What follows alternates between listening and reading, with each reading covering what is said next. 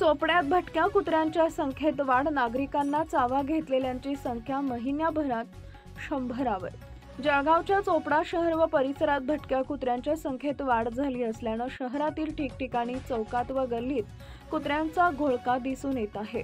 मोठ्या प्रमाणावर कुत्र्यांच्या संख्येत वाढ झाल्याने ये-जा करणाऱ्या नागरिकांना, शालेय विद्यार्थी, महिला अशांना चावा घेण्याचा प्रकार वाढताना दिसून येतोय।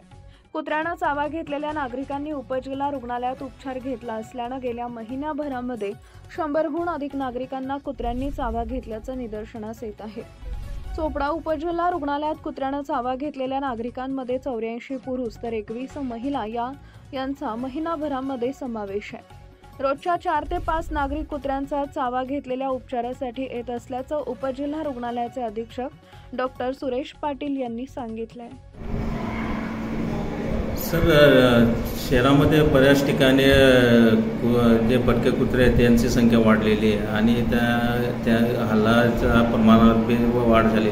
तर आपल्याकडे जे डॉग बाईटचे केसेस किती येत आहेत आणि गेल्या महिन्याभरामध्ये किती आहेत?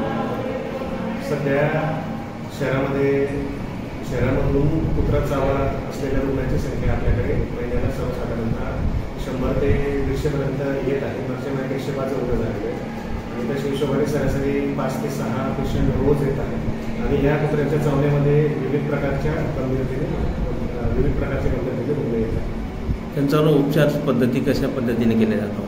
आमच्याकडे कुत्रा चावलेला रुग्ण आल्यानंतर त्या कुत्र्याची कुठल्या प्रकारच्या कुत्र्याने चावा घेतलेला आहे, कुत्र्याचा चावा कोणत्या भागावर आहे, कुत्र्याच्या चावण्याची गंभीरता किती प्रमाणावर आहे, याच्याप्रमाणे जे आमचा प्रोटोकॉल असते, पद्धत असते, त्याच्याप्रमाणे त्याच्यावर इलाज केले जातात। त्याच्यामध्ये कुत्र्या चावण्याची लस, तसेच अँटी रॅबिस सिरम किंवा रुग्णाला ॲडमिट करणे वगैरे या कुत्र्या चावण्याच्या गंभीरतेवर अवलंबून असते। डॉक्टर साहेब, काही जे नागरिक असतात काही त्यांना थोडासा काही डॉग बाईट वगैरे किंवा कॅट बाईटचा परंतु ते दुर्लक्ष करतात आणि ते रुग्णालयापर्यंत पोहोचत नाही। अशा रुग्णांनी काय काळजी घेतली पाहिजे?